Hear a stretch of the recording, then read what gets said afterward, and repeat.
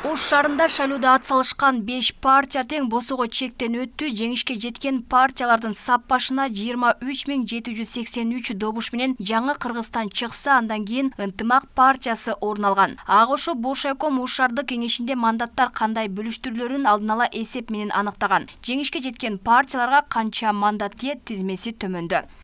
Жаңы Кыргызстан 22 мандат, Ынтымак 11, Мурас 8, Милдет 5, Бирбол партиясына 5 мандат. Мандаттардын бөлүштүрүлүшү боюнча бул акыркы чечим эмес, БШКга маалымат толук түшкөндөн кийин жыйынтык өзгөрүшү мүмкүн экенин кошумчалады. Ош шаардык кеңешине жалпысынан 51 депутат болот, учурда кол санак менен эсептөө иштери жүрүп жатыптыр. Азыр кол саноо менен келген протоколдордун баардыгын биз азыр мезгилде киргизип атабыз. Бир 3төн 1 бөлүгү калды. Кудай буюрса бүгүн кечке киргизебиз. Андан кийин ошонун ал деген электроникадан чыккан неме боюнча азыр болуп атат да. Бул негизги жанагы сайтта берилип аткан данныйлар. А бизде болсо азыр как раз биз ошол менен шүгүрлөнүп атабыз, киргизип атабыз. Ал бүткөндөн кийин бул деген өзүңүздөргө белгилүү болгондой мыйзамда кол саноо менен чечиле турган нерсе. Кол саноо баардык участоктарда бүткөн, протоколдоштурулган, ошол протоколдордон киргизүүдөбүз биз азыр.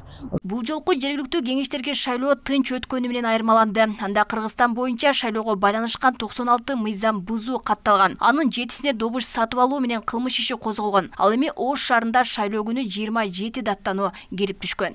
Ош шаарынын аймагында жүзек кызматына 27 маалымат келип катталган.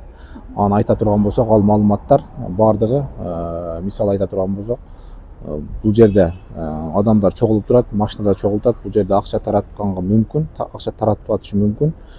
Ошолорду келип көзөмөлдөңүздөр, ушул жерде караңыздар деген маалыматтар болгон. Аларды бардыгы биздин Ош шаардык иштер башкармалыгынын маалыматтарынын электрондук журналына катталып, тергелип, иликтенди. Ал маалыматтар бардыгы жалган болуп чыгып, бардыгы такталганда эч кандай кылмыштын курамы жок болуп чыкты. Өлкө боюнча жалпысынан 4.135.039 шайлоочу бар. Жергиликтүү кеңештерди шайлоодо анын 27,83% гана добуш берди. Мындай көрсөткүч шайлоонун солгун өткөндүгүнүн далили дешет. Таза шайлоо камсыз болду делгени менен элдин шайлоого активдүү катышпаганы байкалды.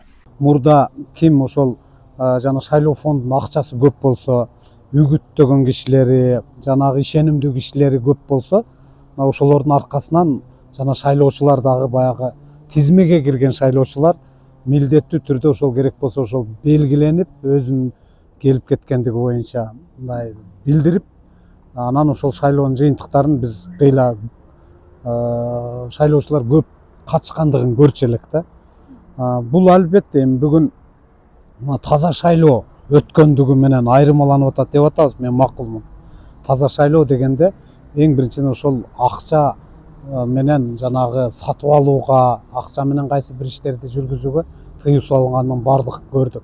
17 ноябрда Кыргызстанда 33 шаарда, анын ичинде Бишкек, Ош шаарларында жана 231 айылдык кеңештерде шайлоо өттү. Жалпы 33 шаардык кеңештеги 1000дей мандат үчүн 5000дей талапкер, 231 айылдык кеңештеги 5000ден ашуун мандат үчүн 10.000дей адам ат салышты. Алмагүл Байгызы, Мирбек Конобаев, Адилбек Абдакимов, Ош ТВ.